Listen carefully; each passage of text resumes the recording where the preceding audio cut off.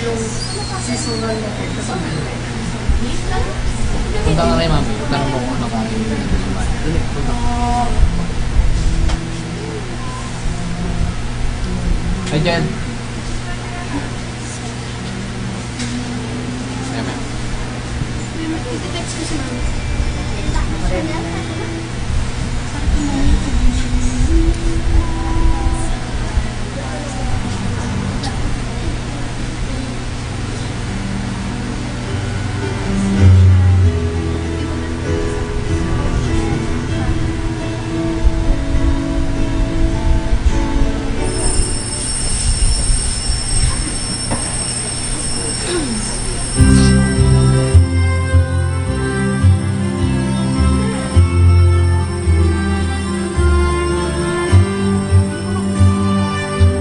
Join in the dance of the earth's jubilation. This is the feast of the love of God. Shout from the heights to the ends of creation. Jesus the Savior is risen from the grave. Make all people sleep no longer. Ring the breaking day. Christ Redeemer, Lamb and Lion, turns the night away. Join in the dance of the earth's jubilation. This is the feast of the love of God. Shout from the heights to the ends of creation. Jesus the Savior is risen from the grave. All creation like a mother labors to give birth. Soon the pain will be forgotten, joy for all the earth. Join in the dance of the earth's jubilation. This is the feast of the love of God. Shout from the heights to the ends of creation. Jesus the Savior is risen from the grave. Now our shame becomes our glory on this holy tree. Now the reign of death is ended. Now we are set free. Join in the dance of the earth's jubilation. This is the feast of the love of God. Shout from the heights to the ends of creation. Jesus the Savior is risen from the dead. None on earth, no prince or power, neither death nor life. Nothing now can ever part us from the love of Christ. Join in the dance of the earth's jubilation. This is the feast of the love of God. Shout from the heights to the ends of creation.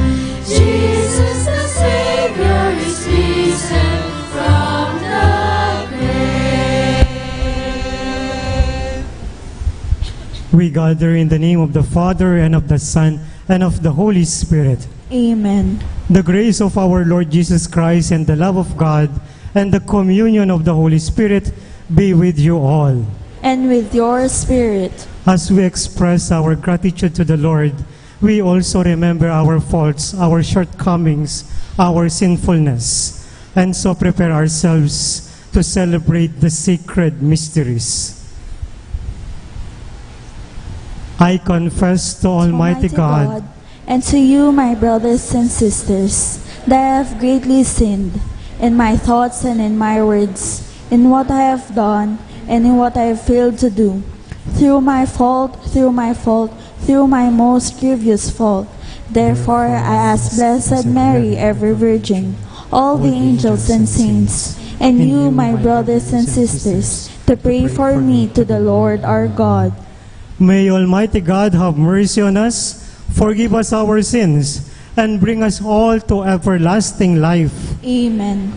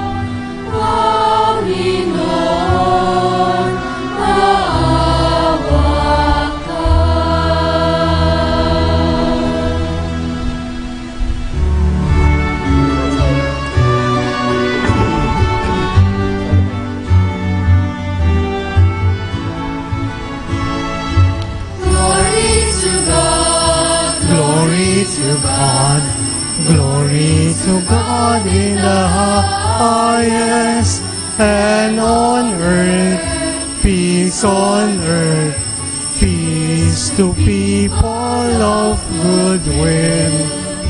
We praise you, we bless you, we adore you, we glorify you, we give you thanks for your great glory, Lord God, heavenly King.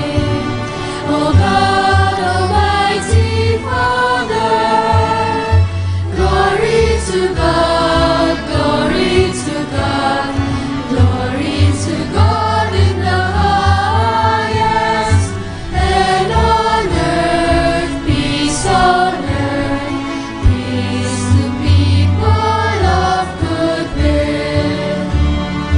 Lord Jesus Christ, only begotten Son, Lord God, Lamb of God, Son of the Father, you take away the sins of the world, have mercy on us.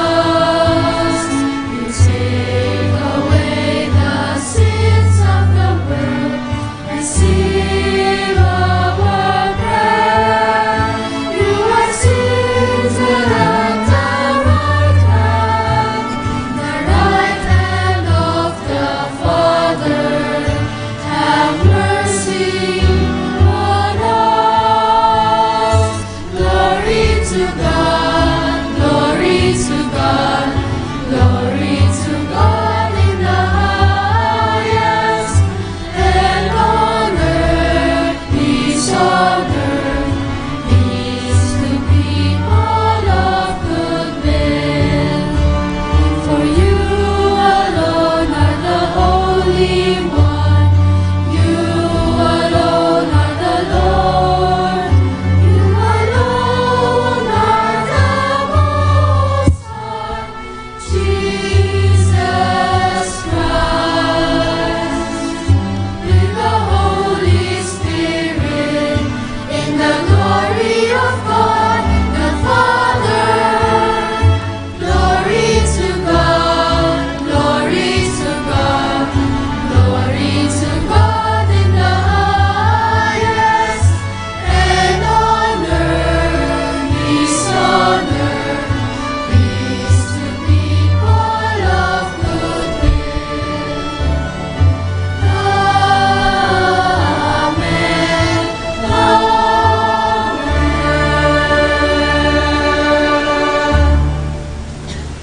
Let us pray.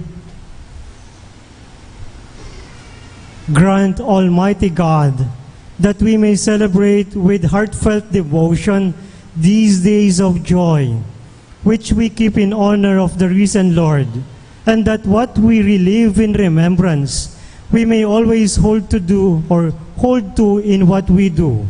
Through our Lord Jesus Christ, your Son, who lives and reigns with you in the unity of the Holy Spirit, one God, forever and ever. Amen.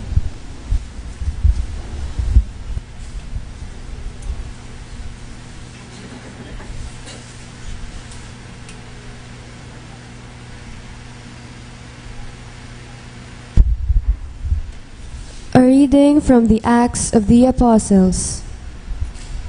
Some who had come down from Judea were instructing the brothers, "Unless you are circumcised according to the Mosaic practice, you cannot be saved." Because there arose no little dissension and debate by Paul and Barnabas with them, it was decided that Paul, Barnabas, and some of the others should go up to Jerusalem to the apostles and elders about this question. The apostles and elders, in agreement with the whole church, decided to choose representatives and to send them to Antioch with Paul and Barnabas. The ones chosen were Judas, who was called Barsabas, and Silas, leaders among the brothers. This is the letter delivered by them. The apostles and the elders, your brothers, to the brothers in Antioch, Syria, and Cilicia of Gentile origin, greetings. Since we have heard that some of our number, who went out without any mandate from us, have upset you with their teachings and disturbed your peace of mind, we have with one accord decided to choose representatives and to send them to you, along with our beloved Barnabas and Paul, who have dedicated their lives to the name of our Lord Jesus Christ. So, we are sending Judas and Silas, who will also convey the same message by word of mouth. It is the decision of the Holy Spirit and of us not to place on you any burden beyond these necessities, namely, to abstain from meat sacrificed to idols, from blood, from meats of strangled animals, and from unlawful marriage. If you keep free of these, you will be doing what is right. Farewell. The word of the Lord. Thanks be to God. Let us respond to the verses with a psalm. O God, let all the nations praise you. O God, let all the nations praise you. May God have pity on us and bless us. May He let His face shine upon us. So may your way be known upon earth, among all nations, your salvation. O God, let all the nations praise you. May the nations be glad and exult, because you rule the peoples in equity. The nations on the earth you guide. O God, let all the nations praise you. May the peoples praise you, O God. May all the peoples praise you. May God bless us, and may all the ends of the earth fear Him. O God, let all the nations praise you.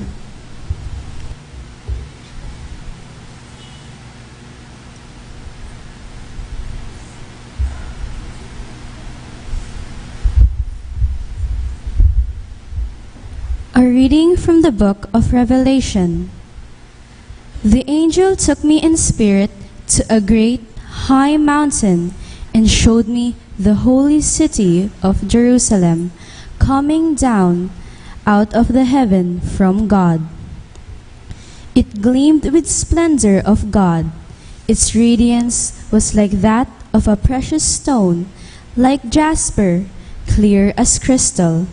It had a massive high wall with 12 gates where 12 angels were stationed, and on which names were inscribed, the names of the 12 tribes of the Israelites.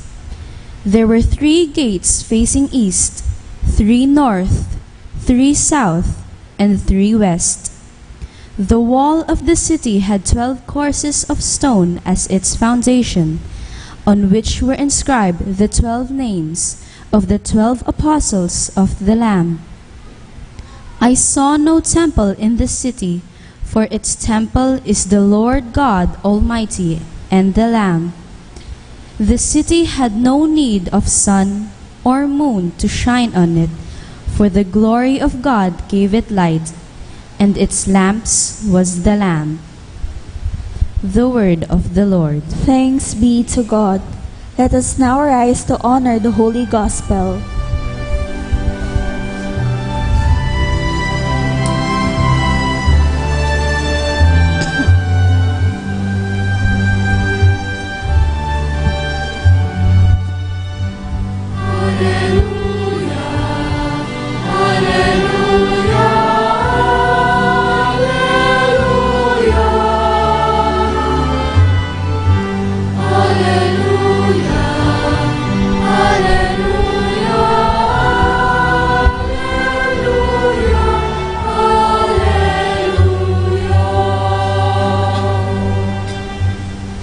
All together. Whoever loves me will keep my words, says the Lord, and my Father will love him, and we will come to him.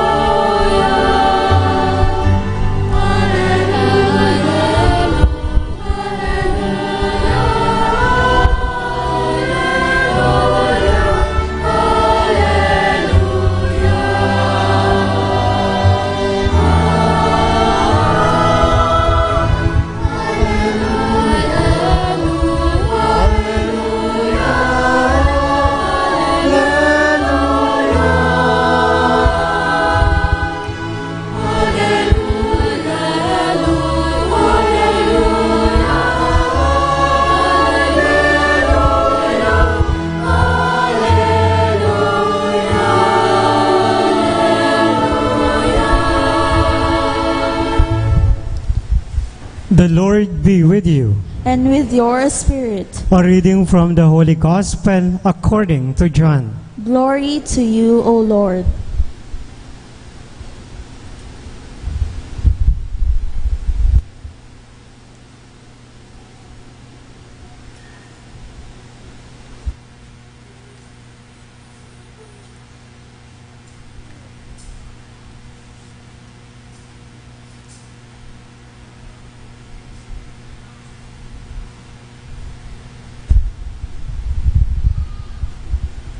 Jesus said to his disciples, "Whoever loves me will keep my word, and my Father will love him, and we will come to him and make our dwelling with him.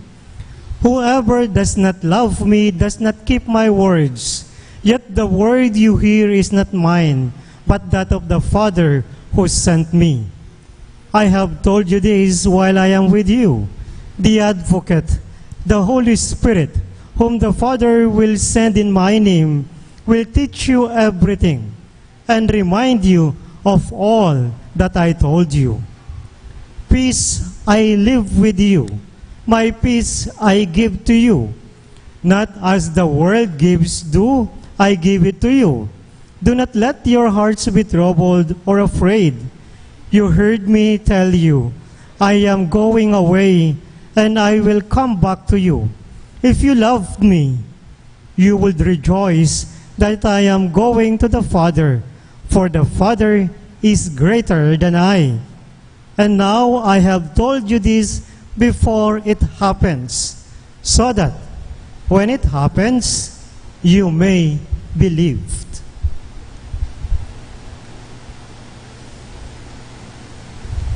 The Gospel of the Lord. Praise to you, Lord Jesus Christ.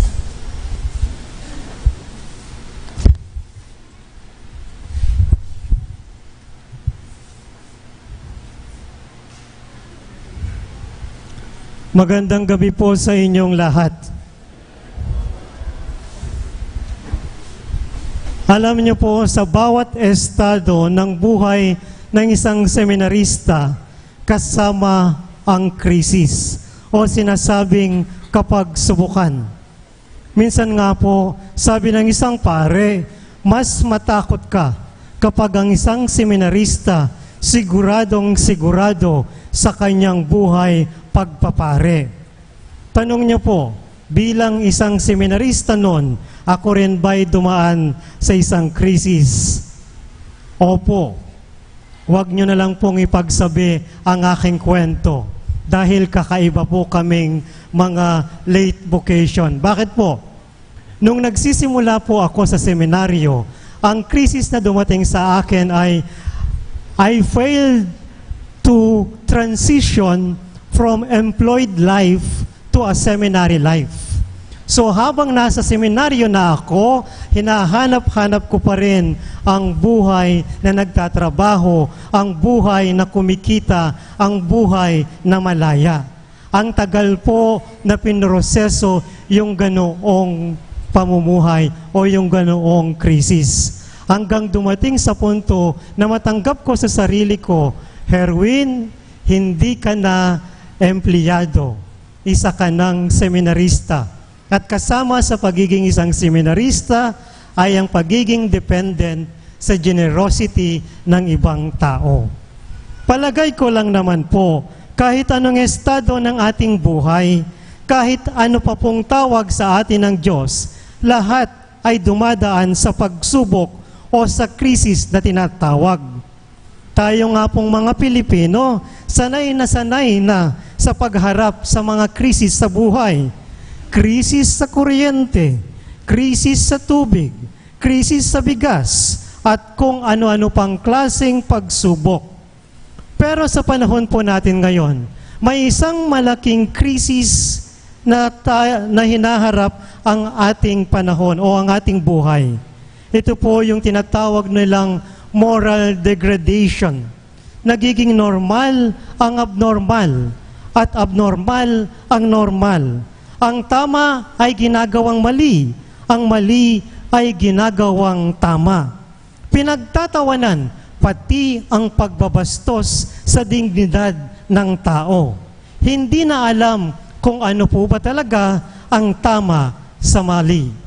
Mga minamahal na kapatid kay Kristo, sa ating Ebanghelyo, ang Panginoong Jesus ay inihahanda rin ang mga alagad para sa mga pagsubok at krisis na kanilang kakaharapin sa kanyang pagbabalik sa kanyang Ama, ang kanyang pag-akyat muli sa langit. Ingaw san tamong farewell address ning Ginoo. Kalupada den kekatamong Paris priest, anong nukarin lilipat la karing bayudang assignment. The Lord also knew that His church will be facing crisis in every generation. Alam po ng Panginoong Jesus na sa bawat panahon, mayroong kakaharaping krisis at pagsubok ang kanyang simbahan. Ang mga taong gustong isabuhay ang kanyang mga turo. Sa ating unang pagbasa po, mababanaag po natin ang unang mga problema sa simbahan. Paano nga ba makikitungo ang mga nananampalatayang mga hentil sa mga Kristiyanong mga Hudyo? Ano ba ang magiging batayan nila? Tradisyon ng mga Hudyo o ang mga batas ayon kay Moses o ang kanilang paniniwala kay Kristo? Fast forward, after 2,000 years, ang simbahan ay patuloy na lumago, pero hindi kailanman nawalan ng mga pagsubok. Katunayan po, sa panahon ng pagsubok, lalong kumikinang at nag-aalab ang simbahan sa pagpapala ng Diyos. Sabi nga po, marami pang kakaining bigas ang simbahan, ang mga sumusunod kay Kristo, bago mangyari ang sinasabi ng pangalawang pagbasa, ang maringal na bagong Jerusalem at kaganapan ng kapayapaan. Pero, paano ba ang ginawa ng Diyos upang ihanda ang kanyang mga alagad, ang mga sumusunod sa Kanya, ang mga sumasampalataya sa Kanya, sa mga krisis at pagsubok na kanilang kakaharapin? Sa Ebanghelyo, nilahad ni Jesus ang dalawang bagay. Una, ang paggabay ng Espiritu Santo, the Advocate, the Holy Spirit. At ang pangalawa, ang mismong kapayapaan ni Kristo. Una po, ang Panginoong Jesus, inihanda niya ang mga alagad at ang simbahan sa pamamagitan ng Espiritu Santo. Sabi nga po niya, ang gabay, ang Espiritu Santo ay ipapadala ng Diyos sa kanyang ngalan. Magpapaalala sa lahat ng sinabi at tinuro at ginawa ni Jesus sa mga sumasampalataya sa Kanya. Paganahanak kayo, ing sablang sinabi ko. At ang banal na Espiritu ay hindi lamang nananahan sa ganitong simbahan. Hindi lamang ito nananahan sa mga komunidad pang-Kristiyano. Pero ang Espiritu Santo ay nananahan sa bawat isa sa atin. Dahil sa pangako ng binyag. Ibig sabihin, kung itutuon lang natin ang ating sarili sa Diyos, siya ay makakagawa ng kagila-gilalas na mga bagay sa pamamagitan ng bawat isa sa atin. Anong kailangan gawin? You just need to align your life to the will of God. Ang banal na Espiritu ay kadamay at kaantabay sa ating buhay. Kayantabe at kayabeya. The Holy Spirit will also convinces us of the right when we do what is right and correct us when we do something wrong. Ang pangalawa po, sabi ng Panginoon, kapayapaan ang iniiwan ko sa inyo, kapayapaan ang ibibigay ko sa inyo. Inihanda ni Jesus ang mga alagad at ang kanyang simbahan sa kanyang kapayapaan, na tayo po, dahil sa ating maigting na pagkapit sa Diyos, hindi tayo mababahala anuman ang mangyari sa ating paligid. Katunayan, sa panahon ng walang kasiguraduhan, tayo ay patuloy na kumakapit sa Diyos. Sabi ko nga po, higpitan ang hawak sa Diyos. Dahil sa bawat paghawak sa Diyos, ay hindi tayo kailanman bibitiwan ng Diyos. In our time, we spend so much to have peace. Some people hire bodyguards or security guards. In different places, they installed CCTV to watch us 24 hours a day. On a large scale, billions are spent to secure one's peace in one country. Pero wala pa ring kapayapaan. Bakit po? Hinahanap ang kapayapaan sa maling paraan, sa maling lugar. Ang kapayapaan ay isang ugnayan at relasyon sa mismong kapayapaan, ang Panginoong Jesus. Sabi nga po ng Salmo, "Be still, for I am with you." Kung alam mong kasama mo si Kristo, ikaw ay makakaranas ng kapayapaan. Ang pagsubok o krisis sa buhay ay magpapatuloy at yan minsan nagdadala ng takot at pagkabalisa. Pero tandaan, ang Espiritu ay sumasa atin at magpapaalalang si Kristo lamang ang magbibigay sa iyo ng tunay na kapayapaan. Nawa ang kapayapaan ng Panginoon ay laging sumainyo. Amen.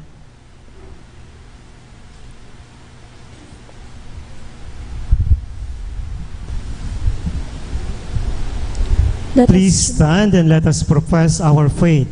I believe in God, the Father Almighty, creator of heaven and earth, and in Jesus Christ, his only Son, our Lord, who was conceived by the Holy Spirit, born of the Virgin Mary, suffered under Pontius Pilate, was crucified, died, and was buried. He descended into hell. On the third day he rose again from the dead. He ascended into heaven and is seated at the right hand of the God the Father Almighty. From there he will come to judge the living and the dead. I believe in the Holy Spirit, the Catholic Church, the communion of saints, the forgiveness of sins, and the resurrection of the body, and life everlasting. Amen. as we remember the words and promises of Christ, let us pray to the Father that He may pour out His Holy Spirit to lead us to take the paths of truth and charity, entering fully into the meaning of His divine life. With faith and love, we pray, listen to your church, O Lord. Listen to your church, O Lord. Give strength to the church and her leaders. May your people hold on to your teachings and renew themselves through a change of heart and a constant pursuit of charity. We pray. Listen to your church, O Lord. Give wisdom and discernment to the voting population. May your people elect honest, competent, and credible leaders. We pray. Listen to your church, O Lord. Give strength to the sick, the lonely, and the destitute, and those who suffer in any way. Make them well in soul and body, and restore them to their families and the church. We pray. Listen to your church, O Lord. Give peace and progress to our nation. May we desire to ensure justice for our brothers and sisters by sharing the good things you give us. We pray. Listen to your church, O Lord. Give eternal rest to our beloved dead. May they shine with the radiance of your glory in your kingdom. We pray. Listen to your church, O Lord. Let us pray in silence for our own personal intentions. Father, send us your spirit of faithfulness and love. Make us your dwelling place here on earth. May we keep your word and grow in your love now and forever. Amen.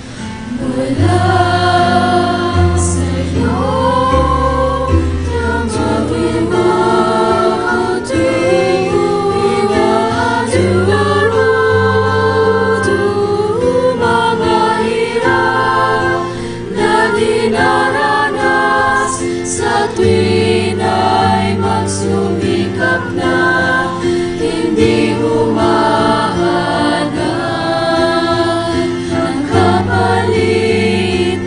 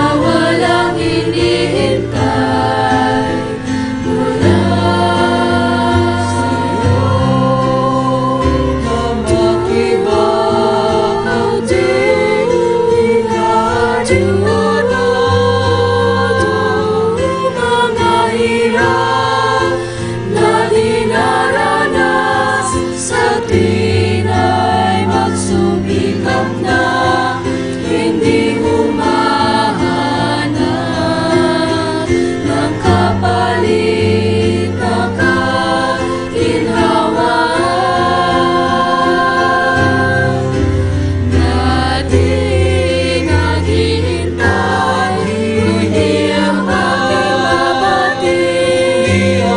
aking mabati. Ang loob mo siya sinusundan.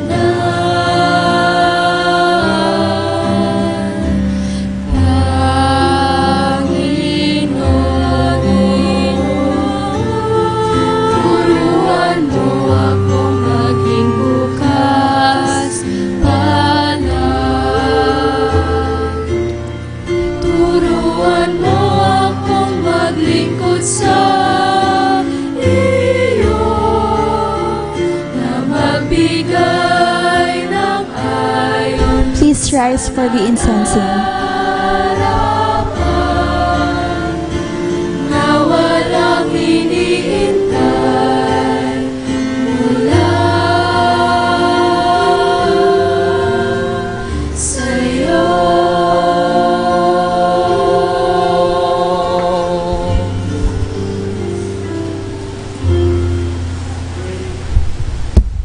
Pray, brothers and sisters, that my sacrifice and yours may be acceptable to God, the Almighty Father. May the Lord accept the sacrifice at your hands for the praise and glory of his name, for our good and the good of all his holy church.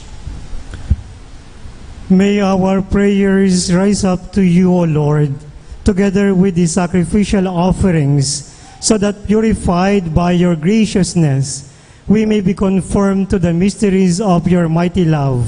Through Christ our Lord. Amen. The Lord be with you. And with your spirit, Lift up your hearts. we lift them up to the Lord. Let us give thanks to the Lord our God. It is right and just. It is truly right and just, our duty and our salvation at all times to acclaim you, O Lord, but in this time above all, to laud you yet more gloriously when Christ our Passover has been sacrificed. By the oblation of his body, he brought the sacrifices of old to fulfillment in the reality of the cross, and by commending himself to you for our salvation, showed himself the priests, the altar, and the lamb of sacrifice. Therefore, overcome with paschal joy, every land, every people exalts in your praise, and even the heavenly powers with the angelic hosts sing together the unending hymn of your glory as they acclaim.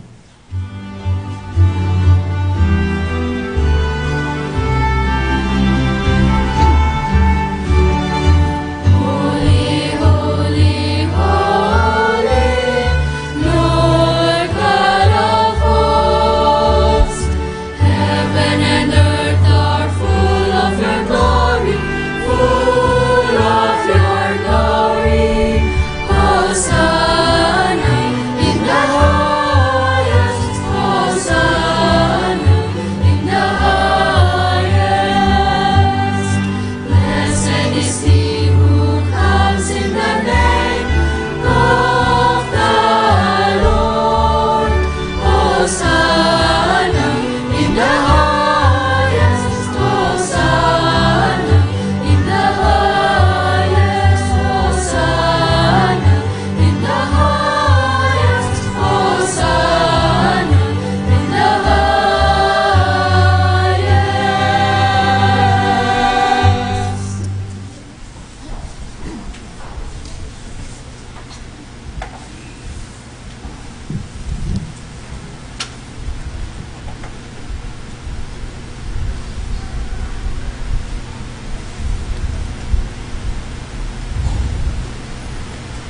You are indeed holy, O Lord, the fount of all holiness.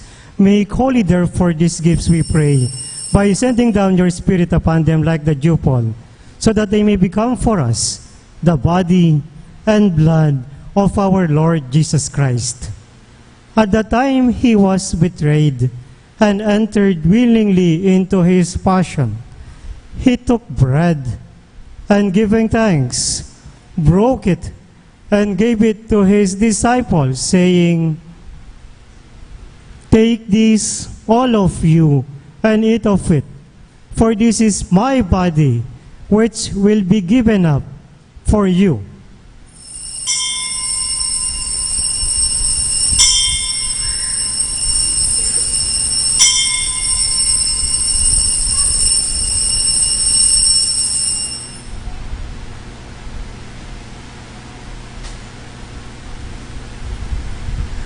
In a similar way, when supper was ended, he took the chalice, and once more giving thanks, he gave it to his disciples, saying, "Take this, all of you, and drink from it, for this is the chalice of my blood, the blood of the new and eternal covenant, which will be poured out for you and for many, for the forgiveness of sins.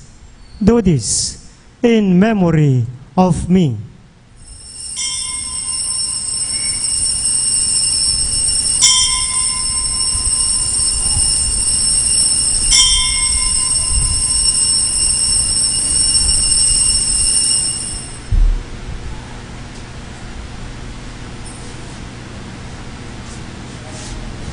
The mystery of faith.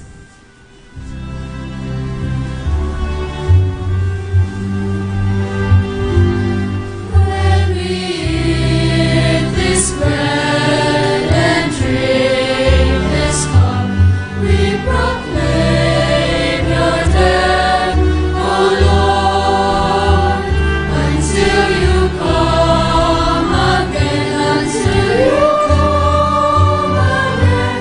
We proclaim your death, O Lord. Therefore, as we celebrate the memorial of his death and resurrection, we offer you, Lord, the bread of life and the chalice of salvation, giving thanks that you have held us worthy to be in your presence and minister to you. Humbly we pray that partaking of the body and blood of Christ, we may be gathered into one by the Holy Spirit. Remember, Lord, your church spread throughout the world, and bring her to the fullness of charity, together with Francis, our Pope, and Florentino, our Bishop, Paciano, our Bishop Emeritus, the priests and the deacons. Remember also our brothers and sisters who have fallen asleep in the hope of the resurrection, and all who have died in your mercy. Welcome them into the light of your face. Have mercy on us all, we pray, that with the Blessed Virgin Mary, Mother of God, with Saint Joseph, her spouse, with the blessed apostles and all the saints who have pleased you throughout the ages, we may merit to be co-heirs to eternal life, and may praise and glorify you through your Son, Jesus Christ.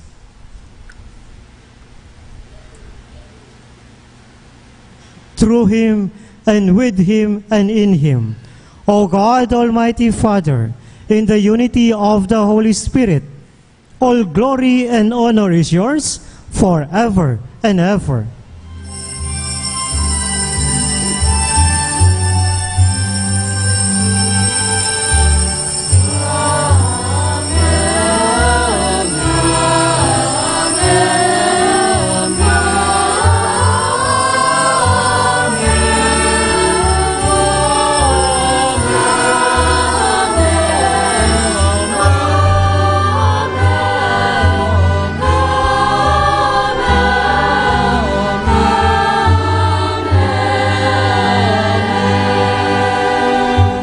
At the Savior's command, informed by divine teaching, we dare to say,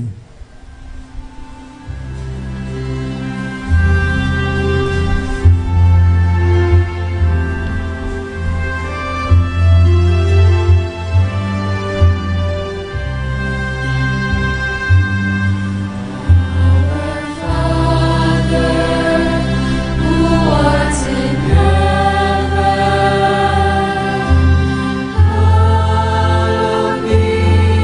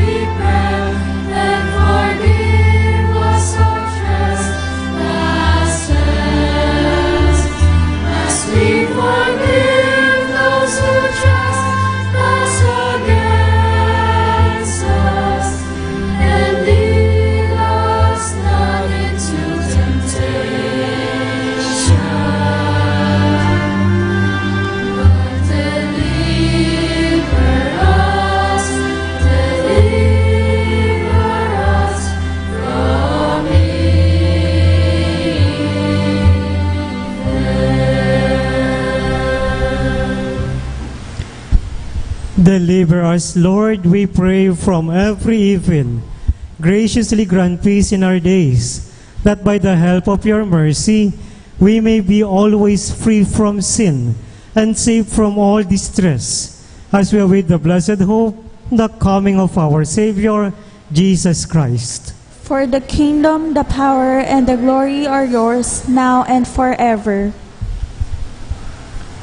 Lord Jesus Christ, who said to your apostles, "Peace I leave you, my peace I give you," look not on our sins, but on the faith of your church, and graciously grant her peace and unity in accordance with your will, who live and reign forever and ever.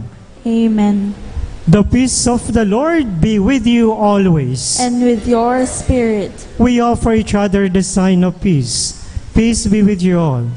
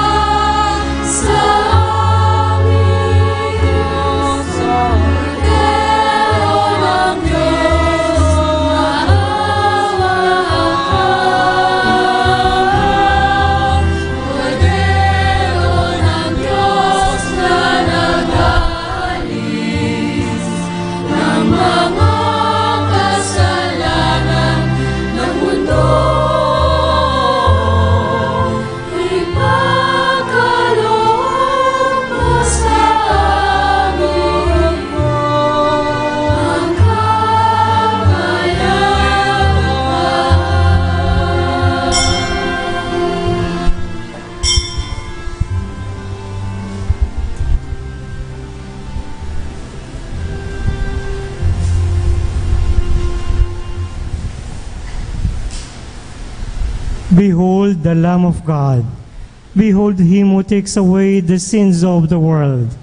Blessed are those called to the supper of the Lamb. Lord, I am not worthy that you should enter under my roof, but only say the word, and my soul shall be healed.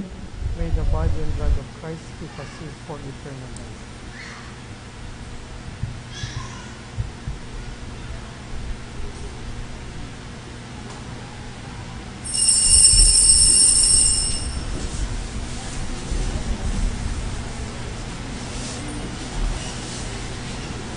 The body of Christ.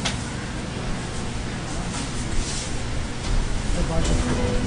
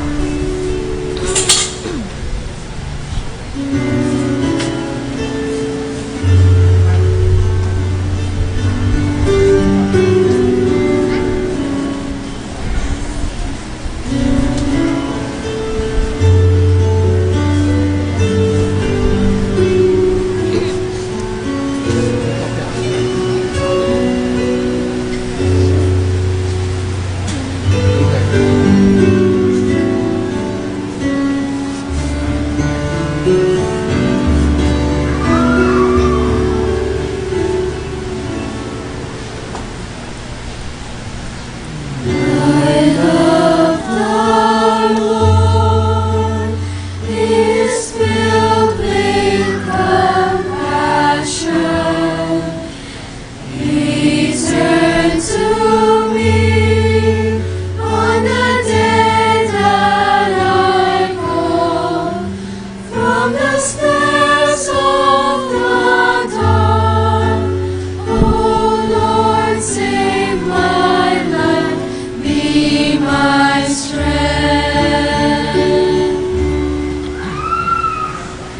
I love the Lord, He is filled with compassion.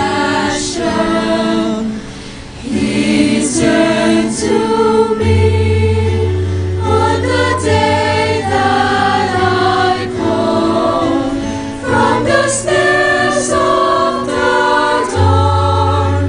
Oh Lord, save my life, be my strength.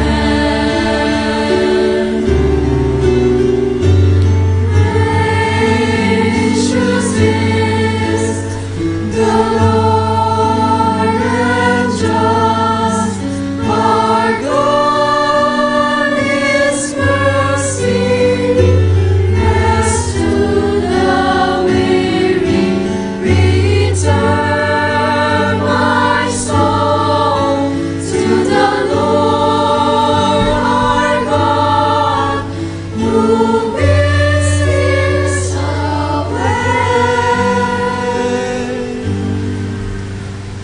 I love the Lord. I love the Lord. He is filled with compassion. He turns to me on the day that I call from the snares of the dawn. Oh Lord, save my life, be my strength. How can I repay the Lord for all the goodness He has shown me? I will praise the God of salvation and call His name. I love the Lord. I love the Lord. He is filled with compassion.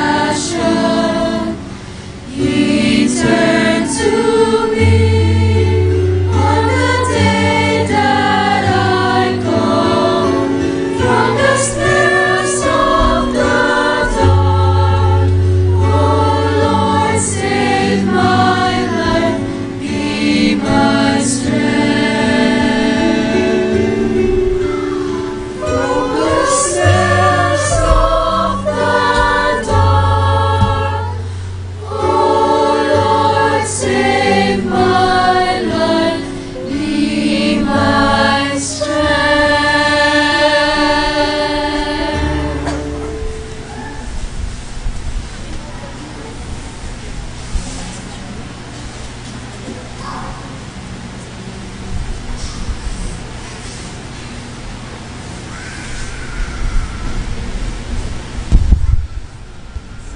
The St. Jude Tadeus Parish Community would like to give thanks to Reverend Father Herwin Bulao for celebrating the Mass with us today. Dakal pong salamat, Among.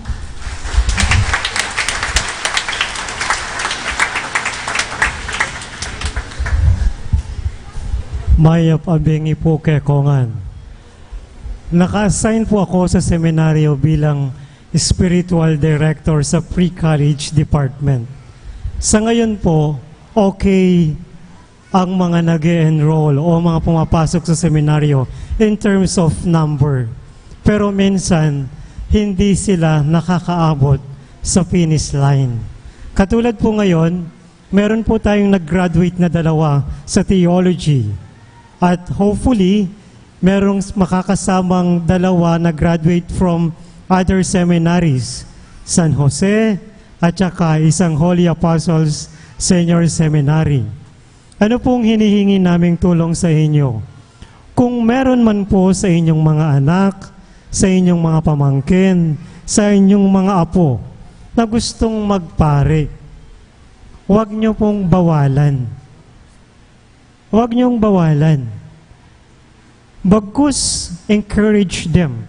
Baka yun po yung first step upang sila ay sumunod sa tawag sa buhay na pagpapare. Sa buhay na pagpapare. Nakakalungkot po minsan, mayroon daw pong isang pare na naka-assign sa seminaryo. At nakita niya yung mag-anak. Napansin niya yung mga anak nilang lalaki. Sabi raw po ng pare, pwedeng pumasok yung anak mo sa seminaryo, sabi raw po nung pare doon sa magulang. Ang sagot po nung magulang sa pare, Padre, wag na to, wag na to. Tinanong daw po ng pare, bakit naman? Masyado po kasing gwapo itong anak kong ito, yung isa na lang. Sabi niya pong ganon. Sabi po ng pare, hindi naman kami masyadong pangit sa seminaryo. Sabi daw niyang ganon. I mean, biro lang po yun. Pero sometimes, it is the encouragement of the family para po mag-umpisa o magsimula yung isang bata sa kanyang paglalakbay sa bukasyon sa pagpapare. Sa ating pong archdiocese, kahit papano, okay pa po yung number. Pero, in the next coming years, kung hindi po madadagdagan ng mga pumapasok sa seminaryo, sasabihin ko po sa inyo, isa ang ating archdiocese sa magkukulang o sabi nga magkakaroon ng shortage sa sa mga pare. Sa ngayon pa lang po, saktong-sakto. Saktong-sakto. Pag may nagkasakit, wala na pong substitute na ibibigay. Malamang kukuha na lamang sa seminaryo. Kaya po, ipagdasal, sana marami pang pumasok na mga nagpapare. Please stand. Let us pray.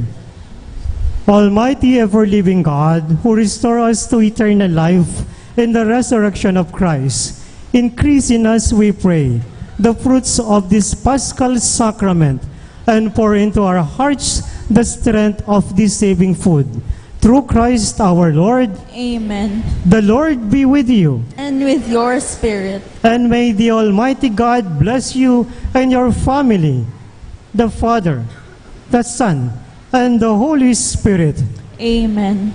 We have celebrated the Holy Eucharist. Go forth in the love and mercy of God. Thanks be to God.